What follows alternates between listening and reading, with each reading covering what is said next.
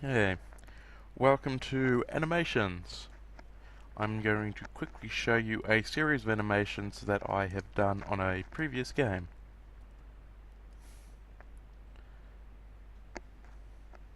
So everything that's happening from here is being directed by an event where I am standing and it is on, of course, player touch.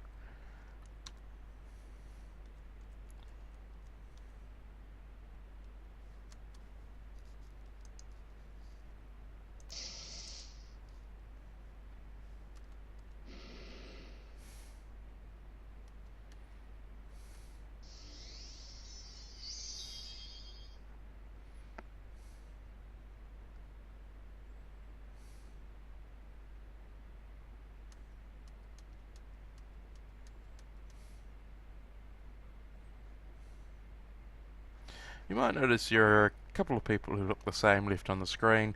This is because this was my tester player for whenever I had to do a quick test and I wanted to activate switches that I'd normally have to go through all the introduction to activate. Now, if I go over here, I can actually walk to where the player's disappeared. This is a big thing. One of the common mistakes is you're left with an invisible player that you cannot see but you can't walk through.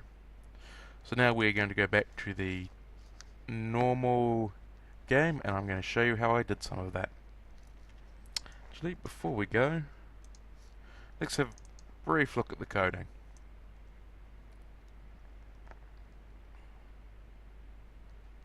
So as you can see, there are a couple of different sets of commands I've used here.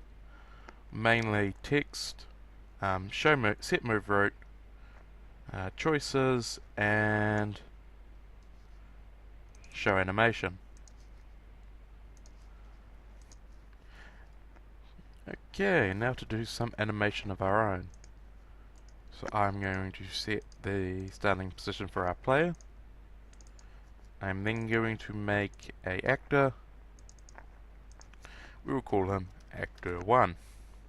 Now the reason we give them names is so that when we're in a set move route or a set animation, we can accurately pick out which event we want to do what. And we will put a second person in. Let's make a dog. Dog.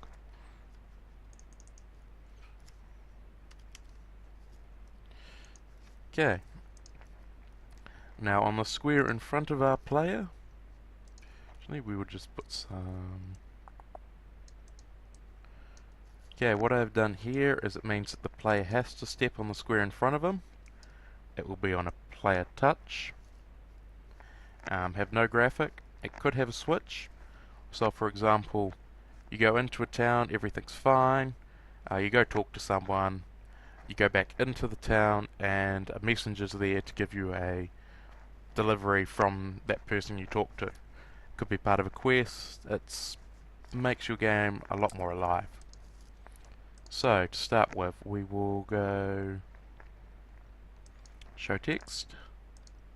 So our first actor,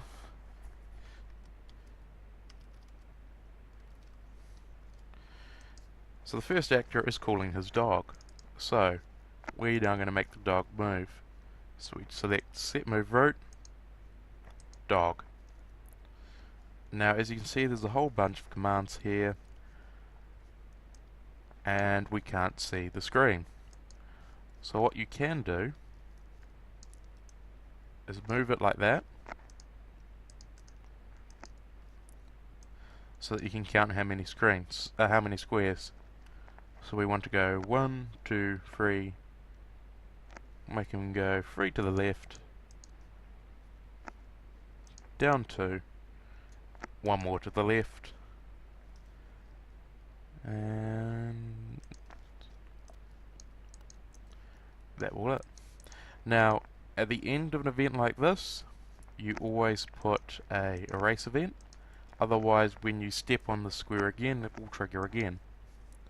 Okay, let's test that. Okay, so here we are ready to test.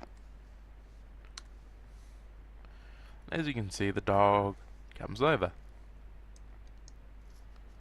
Now we can add some more into that, so we'll just delete this erase event for now. We can set a move route, so you've got the option of this player, this particular event could do something, or your named events. So actor 1 is going to turn right by 90 degrees. This means he should turn to face his dog. Now you might notice down here at options, there are some very important options. Repeat action means that he'll just keep repeating the same sets of movements over and over again. Skip if cannot move means if you've had him to walk forwards one but there's a wall in the way, so he can't move there, it will skip that step and jump down to the next instruction. Wait for completion means everything waits until he's moved to then move to the next bit, which is not always what you want. I will give you an example of that last part.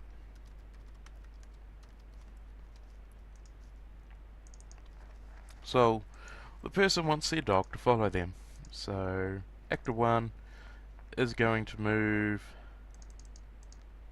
5 down. We do not want to wait for completion. So set move route. The dog is going to wait 10 frames. We'll make it 5 frames. He's then going to move to the left and then down 4. Now he is on a wait to completion. This means that the actor will go and the dog will go at the same time, which is why we had to do the wait at the start of the dog. Now let's test that and see what it looks like. Okay. And the dog comes over. Now you see the person stepped the wrong way.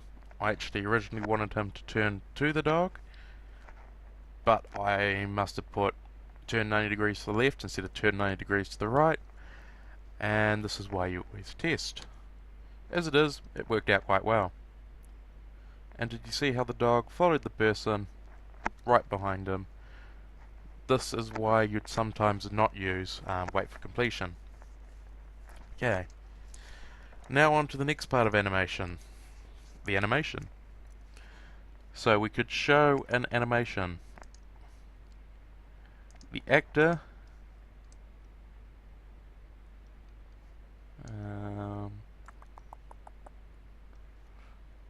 let's try Hit Thunder.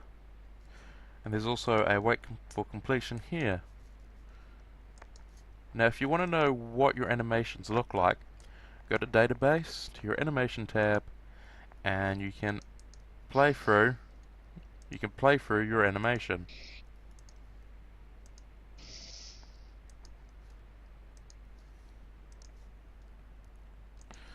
Okay, and the dog moves. And the player got hit by a fireball.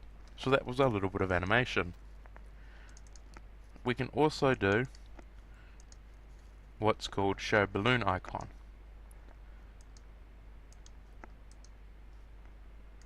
And insert an erase event at the end. Okay, let's try this and see what it looks like. So here's our short animation all put together.